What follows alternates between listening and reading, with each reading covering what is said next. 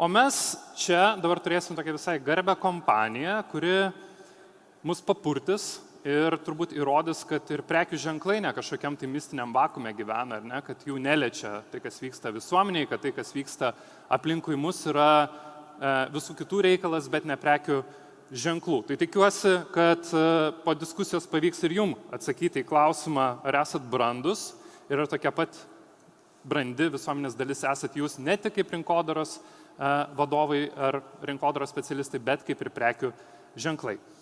Tai štai, ant scenos norėčiau diskusijai pasitikėjimo sėklą, kuo pasitikė brandi visuomenė, pakviesti 4 diskusijos dalyvius ir puikią moderatorę. Tai pirmiausia, režisierius, scenaristą bei vieną iš kultūros asamblėjos iniciatorių Karolį Kaupinį, žurnalistę ir LRT tyrimų skyriaus vadovę Indrę Makaraitytę, pulkininką Eugenijų Lastauską, Delfi vyriausiąją redaktorę Rasą Lukaitytę Vnarauskienę ir diskusiją, aišku, moderuos ne ką prastesnė ir nuostabi LRT žurnalistė Rasa Tapinienė. Tai gero pokalbio.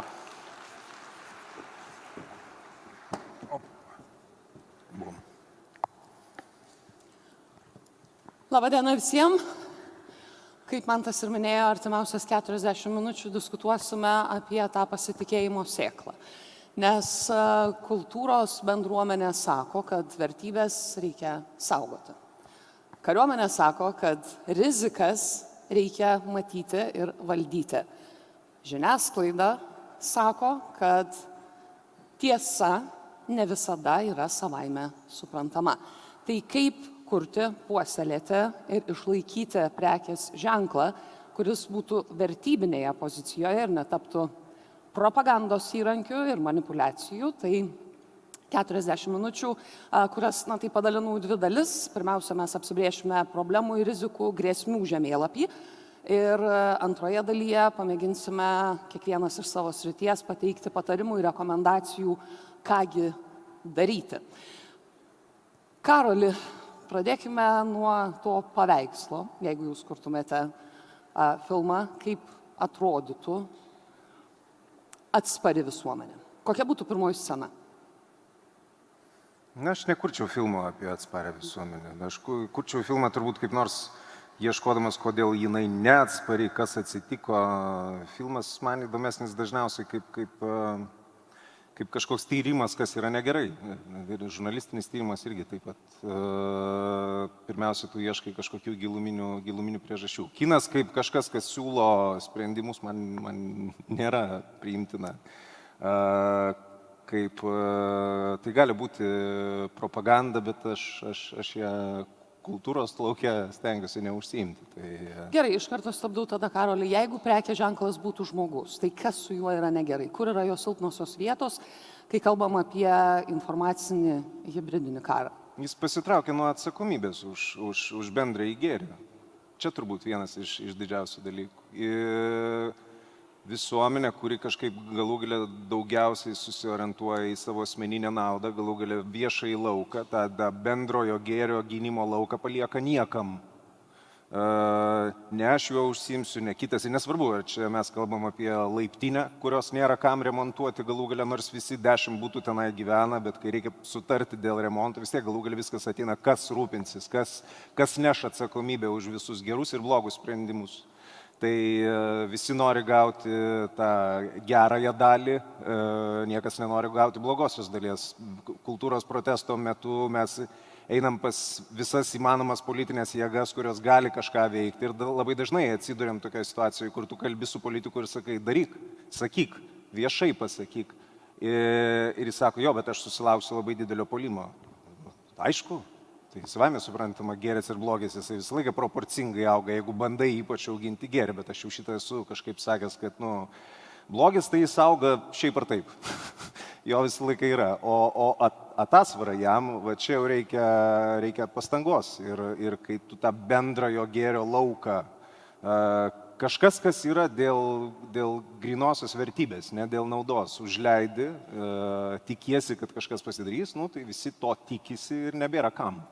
Ir tada, aišku, kaip sakė Kazys Pakštas, tą tuštumą pildo, kažkas užpildys tuštumą, ne? Tik tai ne tie, iš ko tu norėtum, kad jį būtų užpildyti. Šiaip labai smalsu, jeigu galit greitai pakelkite rankas, kurie dirbat su prekės ženklais, kurie vengia vertybinės pozicijos, nes bijo rizikų. Arba neprisipažįsta, arba labai gera situacija, nes tik vieną ranką mačiau pakeltą.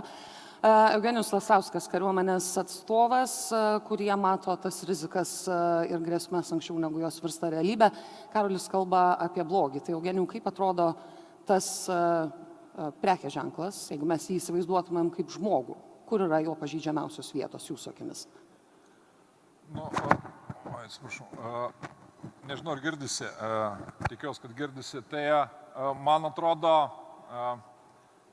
turbūt viena iš tų didžiausių iššūkių, kur aš galvoju iš karinės pusės žiūrint, tai kad mūsų kariniai veikloje visam kariavimui labai svarbus yra, kariavimas yra kaip orkestras, kaip grojimas didžiuliam simfoniniam orkestrė, dirigavime. Tai pats mano supratimu svarbiausias dalykas yra sugebėjimas susigroti visiems, sutarti ir susitart. Tai man atrodo, kad kur tos grėsmės yra tai, kad mūsų priešininkas stengiasi kiek galima suardyti svarbiausią dalyką - vienybę.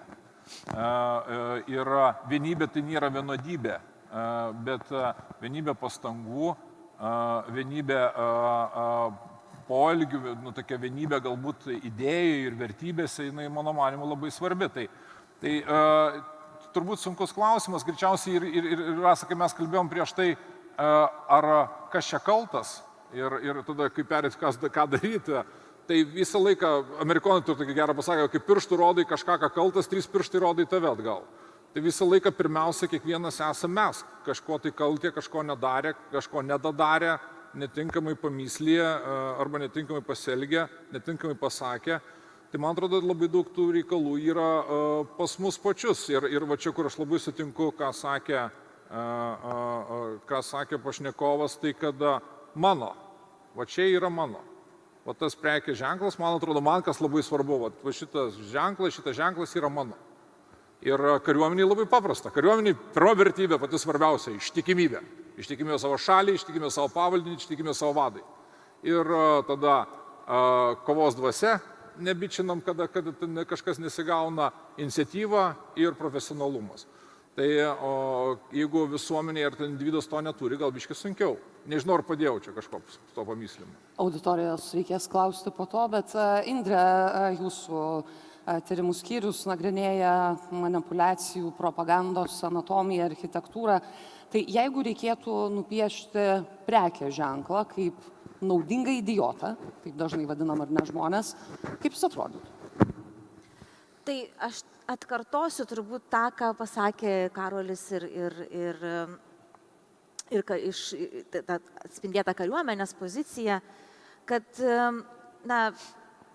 naudingas idiotas, naudingas prekės ženklas, tai yra tas, kuris žiūri tik savo naudos ir visiškai yra atmetęs ir neadekvačiai reaguoja į realybę ir į patį faktą, kad yra propaganda.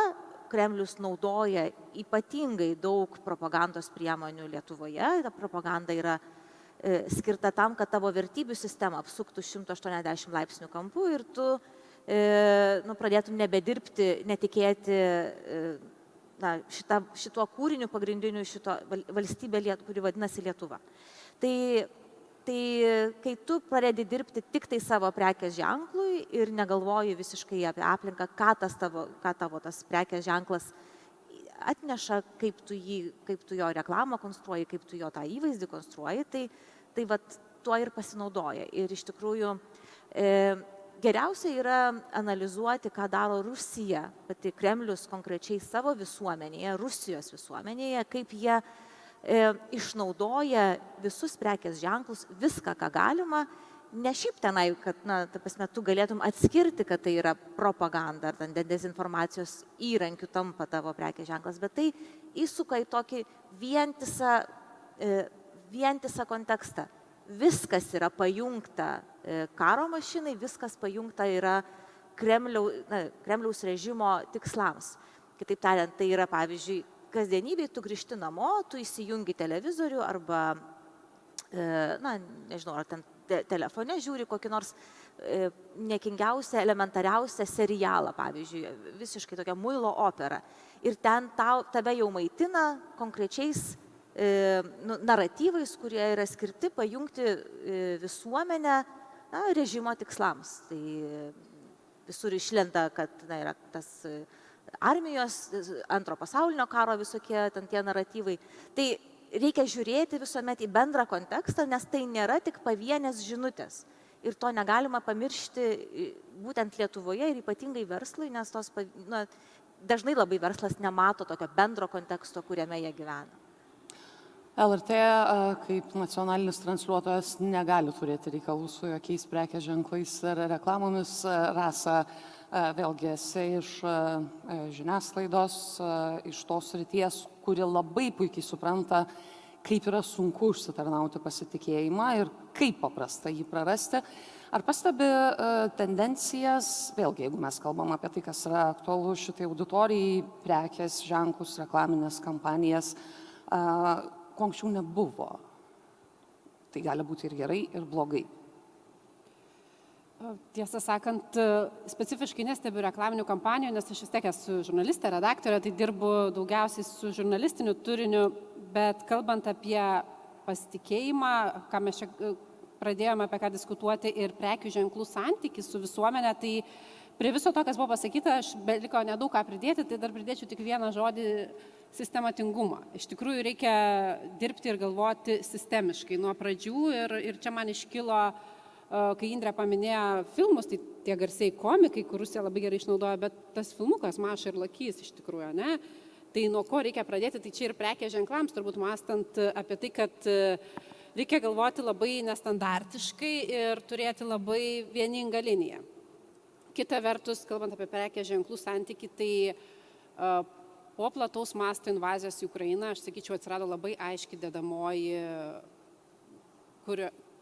kaip Visuomenė vertina. Kaip visuomenė vertina. Ir visuomenė, ypatingai Lietuvos visuomenė, pradėjo labai aiškiai atsirinkinėti, kurioje pusėje yra kurie prekės ženklai. Ir jūs prisiminkite, ypač pradžioje tai būdavo ir sąrašai žiniasklaidoje prekės ženklų, kurie išėjo iš Rusijos, kurie neišėjo iš Rusijos, kurie veikia. Ir Lietuvoje iš tikrųjų, ką aš jaučiu per jau žiniasklaidos kuriamą turinį ir prekės ženklų reakcijas, tai Lietuvoje turbūt jau blogiau yra, negali būti nieko, jeigu žurnalistai išsiaiškina, kad tu dirbi Rusijoje. Tai visuomenė tikrai reaguoja, ji balsuoja pirkdama arba nepirkdama ir bent jau prekės ženklui įtakos, nežinau, kiek pardavimams įtakos tai gali padaryti, bet reputacijai prekės ženklo tai tikrai gali padaryti įtakos. Ir aš galiu pridėti, mes esam ne vieną tyrimą darę apie būtent Lietuvos verslo įmonių tokį paslapčią darbą Rusijoje ir šiaip smarkiai reaguoja Rusijos ir Lietuvoje esančios tos operatyvinės jėgos, kurios bando nuneigti tą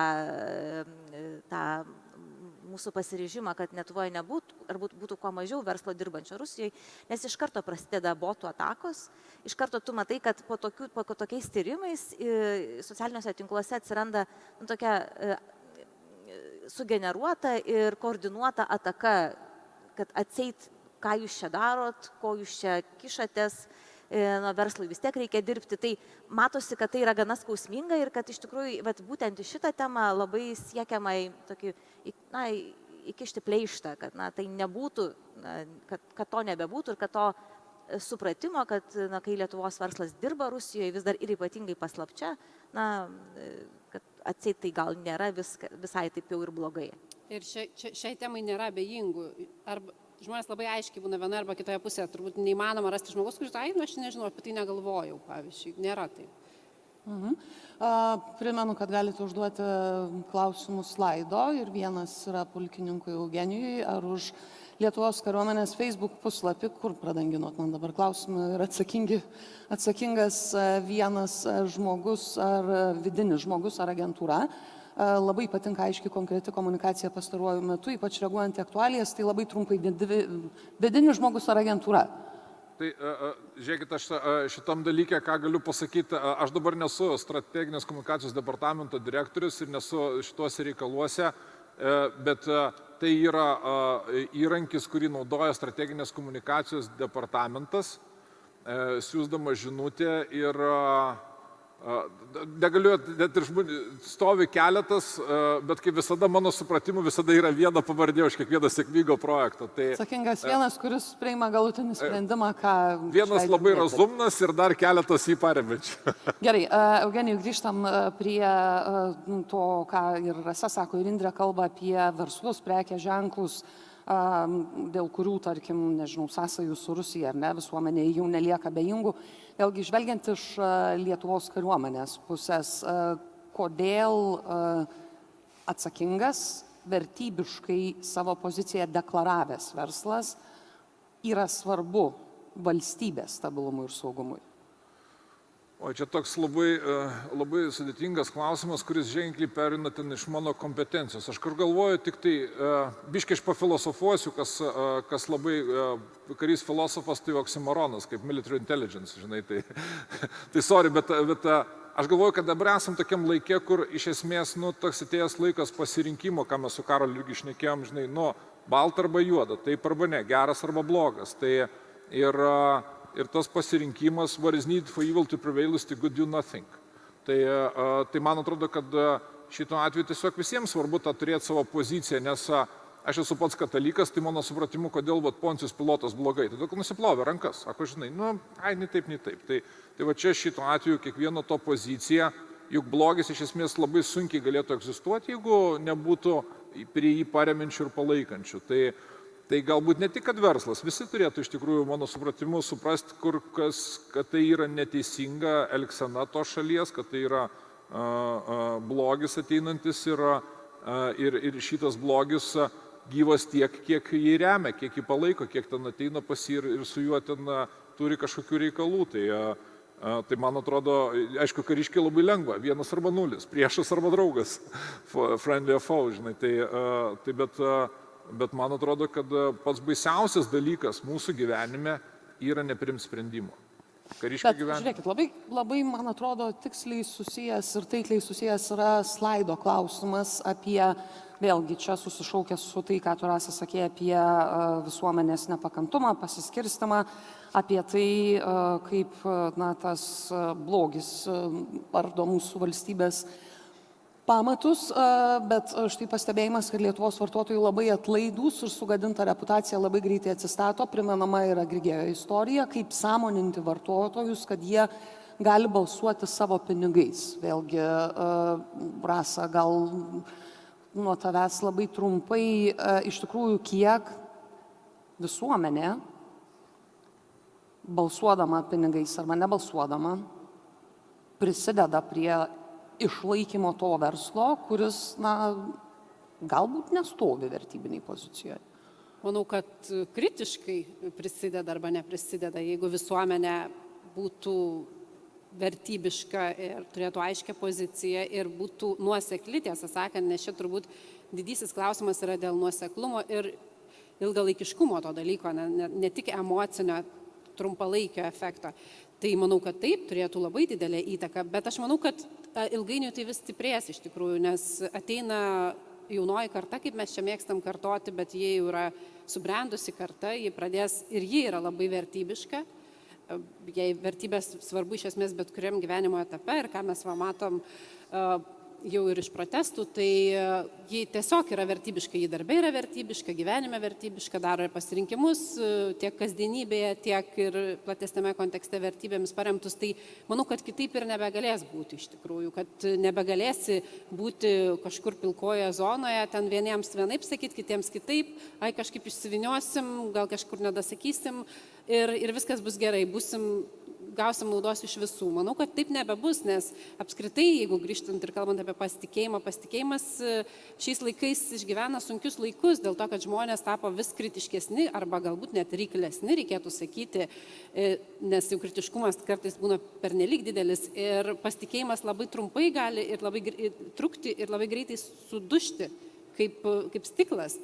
Tai čia yra ypatingai svarbu tas nuoseklumas, tiesos kalbėjimas ir investavimas, tiesą sakant, į patikimumą ir ne tik į prekės ženklą, bet ir žmonės, kurie siejasi su to prekės ženklo, nes jau nešioju auditorijai sakyti, kad tiesiog prekės ženklai žmonės netaip tiki kaip pačiai žmonėmis. Karoli, esu užsiminę apie kultūros protestus ir tikrai bent jau socialiniuose tinkluose buvo balsų, kad tai yra visuomenės elito kultūros turiuomenį arba visuomenės elito protestas prieš valdžią ir kad, tarkim, situacija regionuose arba kad tai neatspindi visos Lietuvos pozicijos. Rasa dabar kalba apie apskritai vertybiškai kintančią kartą. Ką jūs pastebit, vis tiek, bendravot su žmonėmis regionuose, ar iš tikrųjų ta tendencija yra, kad tas žmogus darosi reiklesnis, vertybiškesnis ir gal dažniau balsuoja savo piniginę ar kojomis? Man atrodo, kad žmogus visą laiką toks pat yra paprastas labai dalykas. Marcelijaus Martinaičio eilėrašty Žuvelis žvejys yra tokia frazė: žmogau, tau už žodį reikės atsakyti kaip už daiktą.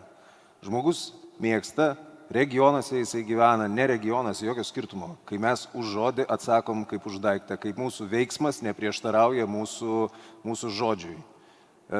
Jeigu verslas sako, kad jis labai rūpinasi aplinką ir leidžia į upę nuotekas, tai jisai prieštarauja. Jeigu žiniasklaidos kanalas sako, kad jisai labai kariauja su Rusijos minkštąja galia ir čia pat transliuoja Pugačiovas ir Galkino kiekvieną pasisakymą, kas antram savo geltonajam puslapį, tai jis prieštarauja savo tai, ką daro. Ta prasme, kiekvienas tikisi iš kito maksimaliai atitikimo tarp žodžių ir veiksmų. Kariuomenėje, sukarintose organizacijose tas irgi yra super svarbu. Vadas, kuris sako pirmin ir pats traukiasi atgal, yra prastas vadas. Vadas, kuris sako pirmin ir pirmas eina, mažiausiai miega, labiausiai yra prisiema už visus atsakomybę, gaili visų, kas yra už jį, jo pavaldume ir daugiausia atidirba. Ir tiesą sakant, esu matęs situacijose, net ir tarp čia esančių, kai žmonės taip elgesi, pratybose, kiaurai peršlapia. Jie niekad apie tai garsiai nesako, bet tu labai gerai pamatai, kai žmogaus veiksmas yra pagrįstas jo žodžiais ir atvirkščiai. Ir kai šitas išnyksta, tada mes esam visi nepatenkinti. Ir iš pradžių tikimės, kad kiti taip elgs, bet galų gali ir savęs nustojam šito reikalauti, nes vis tiek visi taip elgesi, vis tiek visi meluoja, vis tiek viskas yra tik tai komunikacija, vis tiek viskas tik tai marketingas, galima žmogų apgauti, galima apsukti, mes juos visus, čia viskas yra tik tai naratyviai, lygiai tas pats įvyksta ir su politika, tai lieka tik tai juodosios technologijos, politikoje nebelieka žodžių, kurie ką nors reikštų, viskas yra tik tai tušti terminai, malonu bendradarbiauti, mes bendradarbiausime, ką jūs norit pasakyti? Jūs nieko nebesakot, jūs patys tikit tuo, ką sakot. Ir tada šitas balionas labai staigiai brūksta. Ypač, jeigu tu ateini į šitą lauką ir sakai, aš tikiu tuo, ką darau, ir aš darysiu, ir savimi rodysiu, kad aš pasieksiu tuo, ką aš tikiu. Ir jūs žiūrėsit, ar jums tinka, netinka, ar jūs galite reaguoti į tai adekvačiai, ar negalite. Ir tada premjerės patarėjas iš pradžių sakęs, kad nieko nepasieksit, po kelių savaičių jam gali adresuoti klausimą, ar tu tiki tuo, ką jūs čia užsiminėjat, ir jis nuleidžia galvą. Ir tada pasirodo, kad žmogus, kuris yra niekas, gali tapti viskuo, tas, kas yra viskas, tampa niekuo. Čia man kažkaip...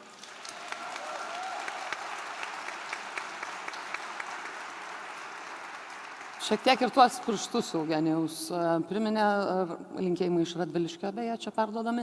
Indre, kaip dažnai ir kaip greitai visuomenė šiandien atpažįsta, kad jie yra manipuliuojama, jeigu kalbam apie Karolio, tarkim, minimus atvejus, kada vieną verslą sako arba prekės ženklas sako, deklaruoja ir bando parodyti, kad jis yra vertybiniai pozicijoje, bet iš tikrųjų daro taip, kad sektųsi verslas. Ar mes mokam atpažinti, nes priemonių, kaip paslėpti, šiandien yra tikriausiai daugiau, tikrai daugiau negu buvo prieš savaitę, prieš mėnesį ar prieš 5 metus. Aš šiaip, yra labai paprastas pavyzdys. Žiniasklaida sulaukia didžiulio puolimo, ne tik LRT. LRT visada yra labai lengvas taikinys, nes labai didelė žiniasklaidos grupė, labai daug apie ją kalbama, bet visa žiniasklaida Lietuvos yra taikinys ir pirmiausia yra Kremliaus propagandos taikinys. Ir kai mes žiūrim, pavyzdžiui, tam tikrus tarpsnius, kuomet buvo didžiausias puolimas prieš Lietuvos žiniasklaidą, tai buvo tas maršistų siautėjimo periodas ir maršistai siautėjo labai aiškiai iki Rusijos invazijos į Ukrainą, tai 20 metų vasario, tai 20-21 metai buvo jų apogėjus. Ir jeigu mes pasižiūrėtumėm į pasitikėjimo, nepasitikėjimo kreives Lietuvos žiniasklaida, tai kaip tik per tą apogėjų pasitikėjimas Lietuvos žiniasklaida apskritai jisai krito iki rekordinių žemumų. Bet kas labiau analizavo, mes labai analizavom maršistų studentos visus lozungus, tai pagrindinis taikinys buvo žiniasklaida. Kitaip tariant, jūs netikėkite šitą sistemos tarnaitę, sisteminę, mainstreaminę žiniasklaidą, ateikite pas mus, mes čia socialiniuose tinkluose pasakysim jums teisybę. Kitaip tariant, į tos propagandos liūną įtraukia žmonės ir dažniausiai, jau kai tas žmogus yra tenai įtrauktas, jisai iš jo neturi galimybės išlysti. Ir jeigu mes dabar stebim tą visą tendenciją, kiek yra puolimo prie žiniasklaidą toliau, Nemuno aušra ir rezoliucija specialiai yra išleidusi atseit Lietuvos žiniasklaidą ir uzurpavus valdžią kažkokiu tai būdu, kitaip supras, kad čia Lietuvos didžiausias priešas ne rytuose, ne vakaruose, bet viduje Lietuvos žiniasklaida yra tokia nepriklausoma. Tai jie dirba tą darbą ir išmuša ir mes matom, kad iš visuomenės pasitikėjimas, jisai žiniasklaida visuomet taip sviruoja, bet ne todėl, kad žiniasklaida blogai dirba. Taip, kaip visos institucijos yra ir klaidų, ir labai gerų darbų. Kai kritiškai vertini, tu tikrai atrandi, kur yra labai gerai dirbantis žurnalistai ir labai gerai dirbančios žiniasklaidos priemonės ir kur prasčiau sekasi. Bet tu vis tiek vertini adekvačiai. Bet kai tu sumeti viską į puodą ir specialiai verdi tą tokią smalą, tai dėja, bet pavyksta tai padaryti. Ir aš dėl to visuomet akcentuoju tą, kad mes esam labai maži, bet prieš didžiulę mašiną, kuri nori mus sunaikinti. Ir naikina tada tokiam institucijom. Dabar, kris LRT, neduok dievę, kris, tada uždės apynasrį Nemanifestuoja komercinė žiniasklaidai. Bet esmė tokia, kad ima po vieną tam, kad būtų lengviau.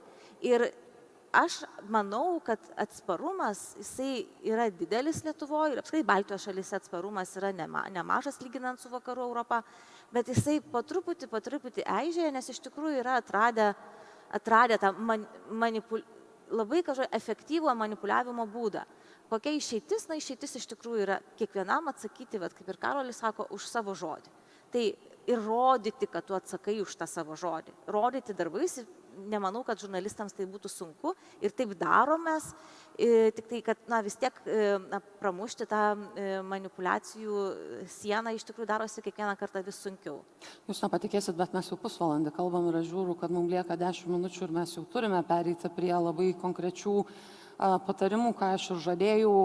Eugenijau, ar ir Lietuvos kariuomenės akimis yra pastebimas tas eižėjimas ir tada labai konkretūs patarimai, ką verslas gali padaryti šiandien, kad jisai taptų atsparesnis hibridinėms informacinėms grėsmėms, kad jisai išliktų tvirtas net ir krizės akivaizdoje. Tai Rasa, pirmas dalykas, aš, kaip ir sakiau, aš nesu dabar komunikacijos reikaluose, mano tarnyba yra šiuo atveju susijus su... Gerai, kokios rizikos tada dabar? Bet jeigu taip dabar pakalbėsim, tai man atrodo, kad keletą tokių numesiu kontroversiškų dalykų. Pirmas dalykas, tai mano supratimu, ir čia jūs sėdit gūro pardavimo, tai mano supratimu suvaldyti, kas pas mus eina šiuo metu neįmanoma. Ir aš labai lengvai galiu nusipirkti žuvies skonio baklažanų, suvalgyti juos ir galvoti, kad valgiau žuvies skonio mėsą. Tai tuos mūsų sensorius apgauti šiuo metu, mano manimu, yra kaip niekad lengva. Mūsų procesorius, kuris apdirba šitos sensorius, šiaip irgi turi problemų su tokiu dideliu informaciniu srautu. Mano supratimu, ką mes galim daryti, tai ką mes išleidžiam. Bet ką mes galim kontroliuoti iš tikrųjų? Mes negalim kontroliuoti, kas eina, mes galim kontroliuoti, kas išeina. O aš galiu dabar, aš negaliu sukontroliuoti, žinai, žiūrėdamas jumis, ką jūs ten pasakysit, pažiūrėsit ten, bet aš galiu sukontroliuoti, ką aš pasakysiu. Tai man atrodo, va čia aš dabar tokį numesiu kontroversišką, būkit propagandistais. Mano manimu, va išeitis vienintelė yra propaganda. Patikslinkite, ką konkrečiai tas propagandistas turi daryti. O propaganda vien čia šidudu. Būtinybė skleisti gerą naujieną. Ir būtinybė skleisti gerą žinią, jausti tą atsakomybę už tą žodį, už kurį reikės atsakyti, ir skleisti tą žinią, kuri tam prekės ženklui Lietuvos Respublika padės. Nepakenks, o padės. Ir aišku, čia yra iššūkis, kad visą laiką sudėtinga gali būti, gali kartais Santa Simplicitus, gali galvoti, kad gerai darai, o pridaryti nesąmonę. Bet kur aš galvoju, yra labai didelė dalis, tarp kitko. Labai didelė dalis mūsų piliečių tikrai nenorėdami blogo galvoja ir yra kartais, visi mes, mano manimu, esam tam tikroje vietoje durniai biški. Tai problema, kad pasakyti gali tik kitas žmogus. Pats jeigu suprastum, taip nedarytum. Tai taip mano supratimu, nesikoncentruoti tai, kas įeina. Aišku, jeigu išeina laikytis dietos, tai laikytis dietos mes turim per daug kalorijų ir per daug informacijos paskutinius 50 metų. Tai tos informacijos, kurios ten nereikia, klausimas, ar reikia aprimti. O antras dalykas, koncentruotis į tai, ką mes išleidžiam, ką mes siunčiam, kokį gerą signalą mes siunčiam, kuris stiprintų mūsų prekės ženklą Lietuvos Respubliką. Nes priešingų atveju, mesgi visi akcininkai šito ženklo. Ras. Dėl kokios...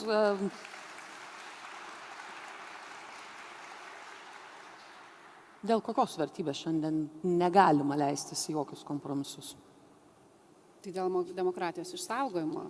Ir iš tikrųjų, aš čia šiek tiek paantrinčiau gal Indrei, kad mes turim Lietuvą susikūrusi per tiek metų, kiek esame laisvi, labai daug vertybių, jau užauginome labai daug drąsių ir vertybiškų žmonių, tai yra irgi mūsų visų iš tikrųjų pasiekimas. Ir aš, kadangi esu iš žiniasklaidos, tai galiu labai drąsiai pasakyti, kad mes turime laisvą ir nepriklausomą žiniasklaidą Lietuvoje ir net ne vieną ir ne du kanalus. Tai yra tikrai labai didelis pasiekimas. Aš keliauju po pasaulį ir su daug žiniasklaidos priemonių bendrauju ir mūsų laisvės lygis yra labai didelis ir saviraiškos laisvė yra didžiulė. Tai aš labai norėčiau, kad mes ją visi kartu pabandytumėm išsaugoti, nes kitaip, nepaisant to, kad tai skamba kaip klišė, bet be laisvos žiniasklaidos nebus laisvos Lietuvos. Indre, kada saugant tas visas vertybės žiniasklaida ir verslas prekės ženklai gali eiti kartu net ir krizinėse situacijose, ar ne? Ir kada jau gal tas bendradarbiavimas ir neįmanomas? Tai tada, kai mes visi suprantam, kad esam šitos valstybės piliečiai ir tik nuo mūsų visą tai priklauso. Ir niekas negin šitos valstybės ir negalvoja apie šitą valstybę ir neturėtų galvoti labiau negu kad mes patys. Tai kai mes pamirštam savo, funkcijas, tas darbą, už ką mes gaunam atlyginimus ir suprantam, kad mes esam visi lygus, tai yra piliečiai pirmiausia, tai tada ir eina viskas, man atrodo, labai, labai lygia greta, visi dirbam kartu dėl tų pačių vertybių. Ir mano visą laiką patarimas yra, kad tiesiog, geriausia yra gerai iki galo dirbti savo darbą. Tai reiškia, kad tu vis tiek kiekvienas turim savo kriterijus darbui ir jeigu tu jį atlieki geriausiai, kaip tu gali, tai nereiškia, kad ten tik tai popieriuką pasirašai, bet iš viso viską matai, visą kontekstą matai ir geriausiai dirbi savo darbą. Tai man atrodo, kad šitoj situacijai tai yra tai, ko ir reikia. Karoli, žmogus, prekės ženklas, verslas rizikuoja šiandien labiau tylėdamas ar kalbėdamas ir vėlgi dėl kokios tos vertybės negali būti jokių kompromisų. Žinot, ką jisai sako kalbėdamas? Jeigu netiesa, tai geriau patylėti. Nesakyti netiesos. Aš suprantu, kad marketingas yra dažnai apie kūrimą pasakojimo šiek tiek gal didesnio. Režisūra, scenaristika irgi panašiai, tu stengiasi sukurti istoriją, kuri patrauktų. Bet vienas dalykas yra kurti istoriją, kitas dalykas sakyti akivaizdžią kažkokią netiesą. Man atrodo, tai labai paskui apkartina visos visuomenės. Čia vienas dalykas. Antras dalykas, jo žodis ir veiksmas vienas kitą turi lydėti. Trečias dalykas, kiek įmanoma šitoje srityje ar bet kurioje srityje, kur tu esi bendrai gėri, vis tiek bandyti išsikelti aukščiau asmeninės naudos. Ir nebijot, man atrodo, tas irgi labai svarbu. Dar vienas, man atrodo, svarbus dalykas jau mums, kaip lietuviams,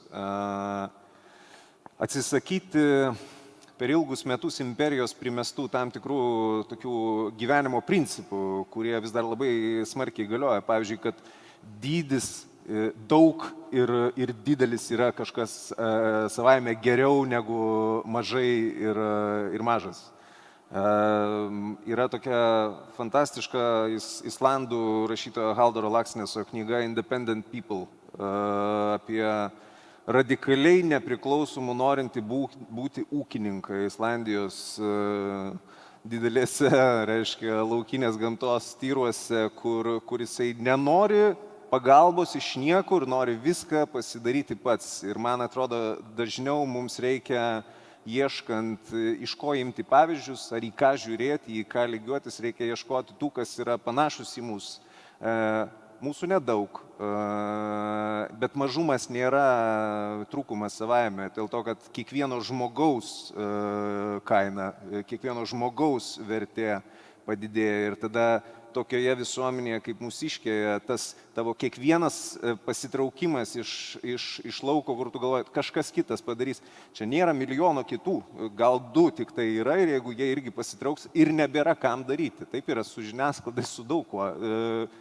Su aktoriais, kai reikia filmui rinktis, jeigu aš dirbčiau Lenkijoje, aš galėčiau kviestis į castingą vieną po kito žmonės. Lietuvoje žinau, kad tam tikrai amžiaus grupė aš pasikviesiu 7 ir viskas, daugiau jų nėra.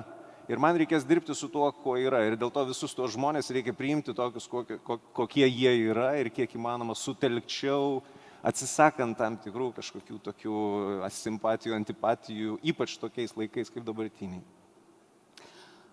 Karolis Kaupinis, kurios scenos lieka mūsų galvose mintyse, net ir jos, kai baigėsi.